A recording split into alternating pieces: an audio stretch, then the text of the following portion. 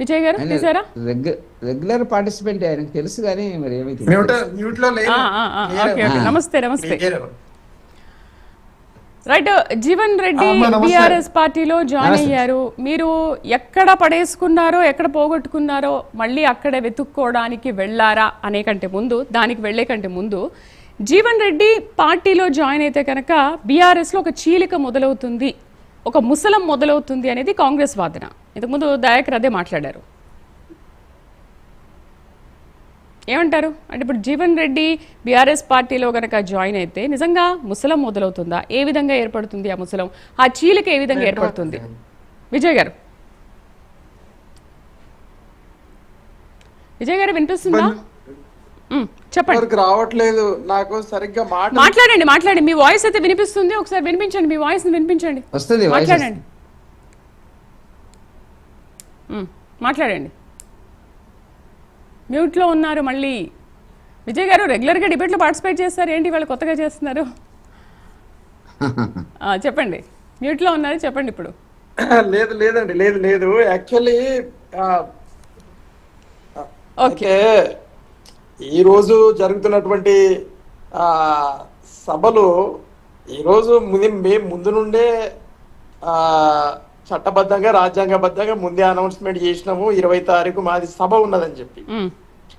కానీ counter weight గా Congress party వారు సభ పెట్టడం అనేది ఇక్కడ విచిత్రం. అయినా పర్వాలేదు, ప్రజలకు మా బలాబలాలు కూడా తెలియాల్సిన అవసరం ఉన్నది. మిమ్మల్ని చూసి వాళ్ళు ఇవాళ పెట్టుకున్నారా ఏంటి? మీరు ఇవాళ అంటే జీవన్ రెడ్డి పార్టీలో జాయిన్ అవుతాడని చెప్పేసి మీరు మిమ్మల్ని చూసి వాళ్ళు కావాలని ఈ రోజు పెట్టుకున్నారా, లేకపోతే మీరు కావాలని ఈ రోజు పెట్టుకున్నారా? లేదండి, మాది ముందే అనౌన్స్డ్ కదా.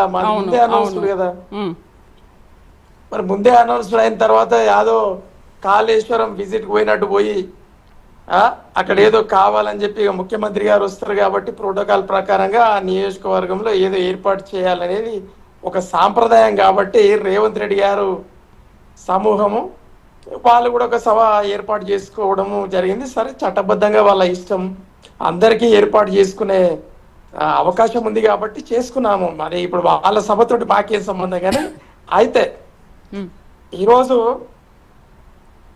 కేసీఆర్ గారు 2.5 సంవత్సరాలు భారతీయ జనతా పార్టీ కేంద్ర ప్రభుత్వానికి, మరి కాంగ్రెస్ పార్టీ రాష్ట్ర ప్రభుత్వానికి నిండుగా సగానికి సగం 2.5 సంవత్సరాల అవకాశం ఇవ్వడం జరిగింది.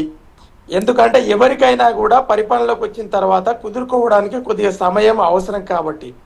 అయితే భారతీయ జనతా పార్టీకి అవసరం లేదు, కంటిన్యూగా 3వ దఫాగా అది ఎన్నికై పరిపాలనలో ఉంది, వాళ్లకు సమయం అవసరం లేదు. బట్ ఇక్కడ కాంగ్రెస్ పార్టీ గత 10 సంవత్సరాలు లేదు కాబట్టి వాళ్ళ కొత్త నాయకుడు రేవంత్ రెడ్డి గారు వచ్చారు కాబట్టి టైం ఇవ్వాలి ఆయనకనే ఉద్దేశంతో 2.5 సంవత్సరాలు ఇవ్వడం జరిగింది.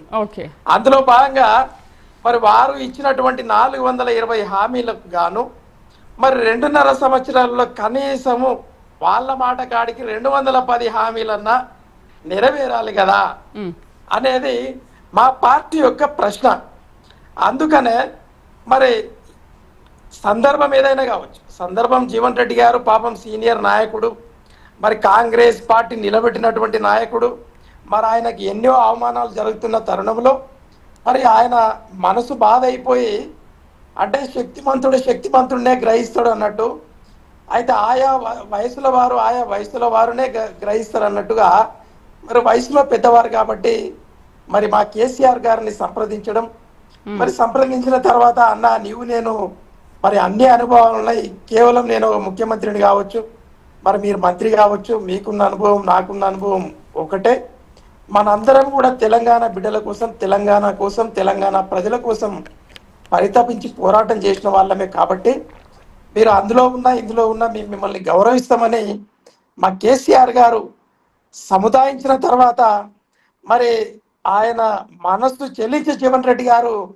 ఇక దాంట్లో ఉంటే నాకు అంత చిన్నవాళ్ళు మంత్రులు అయినరు, చిన్నవాళ్ళు ఎమ్మెల్యేలు అయినరు, నాకు మర్యాద లేకుండా పోయింది అనే ఒక కోపంతో, నెపంతో, బాధతో, దుఃఖంతో నేను మీతోటే ఉంటానని చెప్పి కేసీఆర్ గారికి చెప్పడం, మరి ఆయన వెను వెంటనే కేసీఆర్ గారు తన మనవిని ఏదైతే ఉందో ఆహ్వానించి స్వీకరించి ఖచ్చితంగా పార్టీలోకి చేర్చుకుంటామని చెప్పి ఈరోజు మరి 20 తారీఖు మనము అదే జగిత్యాల గడ్డ మీదనే మరి ఎందుకంటే ఆల్రెడీ